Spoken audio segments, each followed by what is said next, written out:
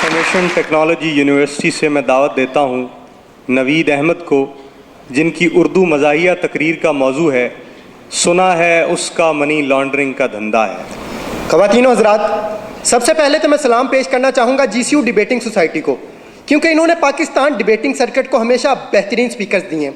ऐसे स्पीकर्स जो अपनी आवाज़ से बुखारी ऑडिटोरियम पर सहर तारी करते रहे। आज भी आपके सामने ऐसे ही दो बेहतरीन स्पीकर्स मौजूद हैं। एक इस दीवार पे लगा हुआ है, दूसरा उस दीवार पे लगा हुआ है।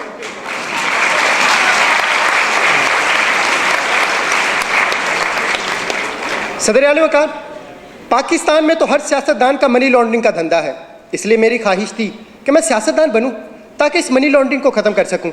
इसलिए मैंने सियासत के मैदान में कदम रखा, फिसल गया। मैंने फिर सियासत के मैदान में कदम रखा, फिसल गया। फिर मुझे एक बाबा जी ने कहा कि सियासत के मैदान में सिर्फ वो नहीं फिसलता जिसने बूट पहने हुए हों।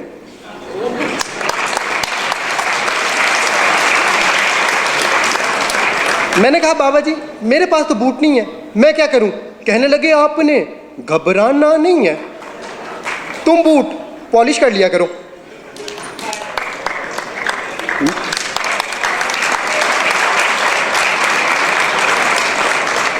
मैंने कहा बाबा जी उससे क्या होगा? कहने लगे बेटा उससे मुल्क में तब्दीली आ जाएगी। मैंने कहा बाबा जी क्या मतलब, वजाहत करें। कहने लगे बेटा वजाहत मैं कर दूंगा मगर तुम डिस्क्वालीफाई हो जाओगे, और हो सकता है डिस्क्वालीफाई होने के बाद लापता भी हो जाओ, क्योंकि वो नंबर 1 है। सदर आला वकार कुछ ऐसा ही हुआ। कुछ दिनों बाद मैं लापता हो गया और उन्होंने मुझ पर मनी लॉन्ड्रिंग का इल्ज़ाम लगाकर जेल भेज दिया। जेल में मेरी मुलाकात एक निहायत शरीफ इंसान से हुई।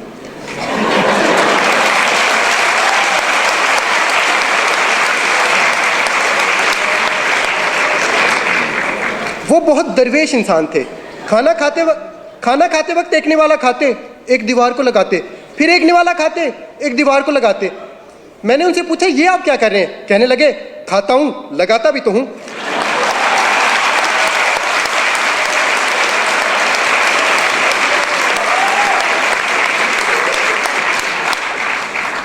मैंने कहा बाबूजी सुना है आपका मनी लॉन्ड्रिंग का धंधा है, क्या आप इसी वजह से जेल में आए?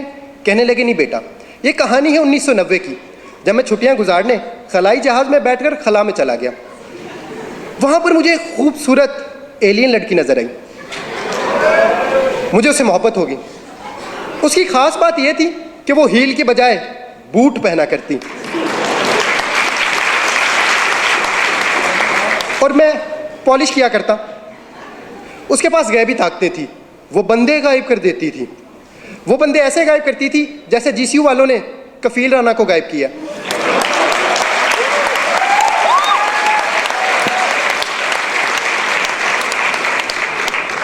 फिर मेरी सालगिरह आई और सालगिरह पे उसने मुझे कुर्सी दी। 2.5 साल तक मैं कुर्सी के साथ खेलता रहा, फिर उसने कुर्सी वापस ले ली। प्यार मोहब्बत का ये सिलसिला ऐसे ही चलता रहा कि 1999 आ गया। इस मरतबा उसकी सालगिरह आई और तोहफे में मैंने उसे बिल्ला दिया जो डरता वरता किसी से नहीं था। फिर मैंने उसे कहा चलो आओ कोई धंधा शुरू करते हैं। कहने लगी पहले मेरे एक सवाल का जवाब दो, अगर एक लड़की गाड़ी में बैठी हो तो उसे क्या कहेंगे? मैंने कहा गर्ल कार। कहने लगी नहीं कार गर्ल। मैं कहनी गर्ल कार। फिर इसी कारगिल के इशू पे हमारी लड़ाई होगी।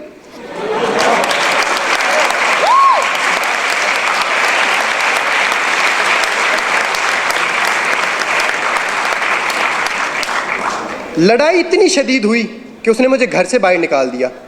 उस दिन मैंने ये पहली मर्तबा सोचा था कि मुझे क्यों निकाला।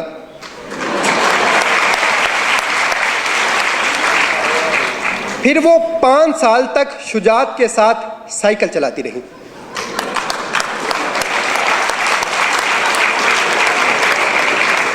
और रहमान का फजल तो उसके साथ था ही।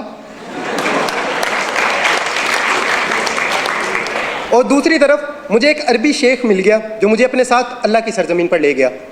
फिर वहाँ जाके मुझे इस बात का अंदाज़ा हुआ कि शेखों की 2 इकसाम है और इनमें से सबसे अच्छी है मिल्क शेक। फिर वहाँ पर मैंने खजूर की रेडी लगाई, जिस पर सुबह में शाम को मेरा बेटा बैठा करता, और खजूर के कारोबार में हमें दिन दुगनी और रात चुगनी चुगनी चुगनी तरक्की हुई। फिर मैंने मनी लॉन्ड्रिंग का धंधा भी शुरू कर दिया। खजूर का कारोबार इतना बढ़ा कि खजूर को ज़ख़ीरा करने के लिए हमें लंदन में फ्लैट खरीदना पड़े। कतर का शहजादा तो खत लिखकर खजूर मंगाया करता। माइक्रोसॉफ्ट ने भी हमसे कई मुआहदे किए कैलिबरी में। फिर मैं सारा धंधा छोड़कर घर वापस आ गया, क्योंकि अब वो रहीम और मेरी तरह शरीफ हो चुकी थी। फिर मैं उसे मिलने गया और मैंने उसे कहा, थैंक यू रहीम शरीफ।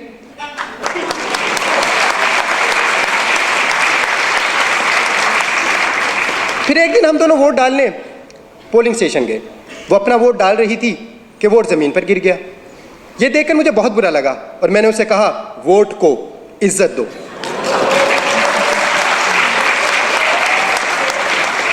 इस बात पर उसे गुस्सा आ गया और उसने मुझे कमर तोड़ जवाब दिया। मैंने उसे कहा, फिर उसने मुझ पर मनी लॉन्ड्रिंग का इल्ज़ाम लगा दिया और उसे मेरी मोहब्बत को ठुकरा कर किसी और के पास चली गई। मैंने कहा, बाऊजी आप उससे इतनी मोहब्बत करते थे, उसके लिए मनी लॉन्ड्रिंग छोड़ देते। कहने लगे, कैसे मनी लॉन्ड्रिंग छोड़ देता, फिर मेरे बच्चों का क्या बनता, क्योंकि उनकी लंदन में तो क्या पाकिस्तान में भी कोई जायदाद नहीं है। और अगर मैं मनी लॉन्ड्रिंग छोड़ देता तो रोटी कहाँ से खाता। मैंने कहा, देखें रोटी का वादा अल्लाह ने किया है और सालन आप लंगर खाने से ले लेते। फिर कहने लगे, मुझे छोड़ने की एक वजह यह भी थी कि मैं मोटा था और अब वो हैंडसम के पास गई थी। फिर मैं हैंडसम से मिलने बनी गाला मैरिज ब्यूरो गया, क्योंकि उनका शादियों का धंधा था।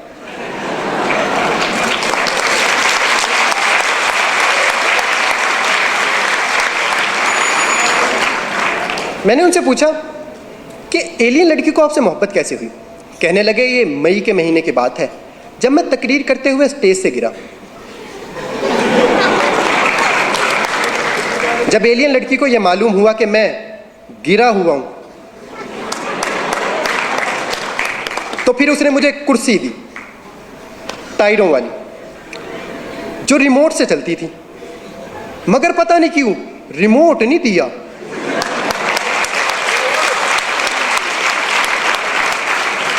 फिर वो 1 साल तक कुर्सी चलाती रही कि रिमोट की बैटरी ख़त्म हो गई।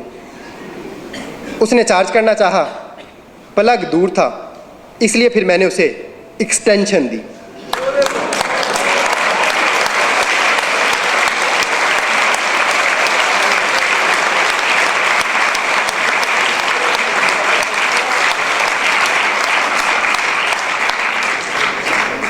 तीन प्लगों वाली।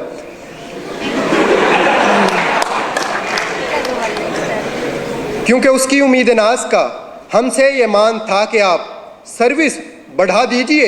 सर्विस बढ़ा दी गई। सदर आली वकार, अब तो ये आने वाला वक्त ही बताएगा कि एलियन लड़की रिमोट वाली कुर्सी चलाती है या फिर डीजल वाली।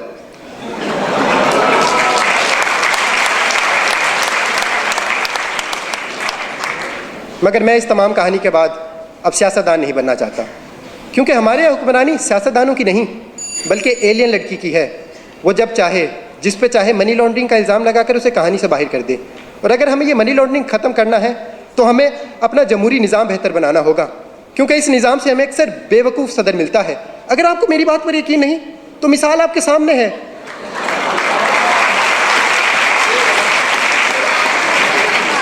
अमरीकी सदर की। शुक्रिया। इस साल बेहतरीन उर्दू मुक़र्रिर का एज़ाज़ हासिल किया IT यूनिवर्सिटी लाहौर से नवीद अहमद ने।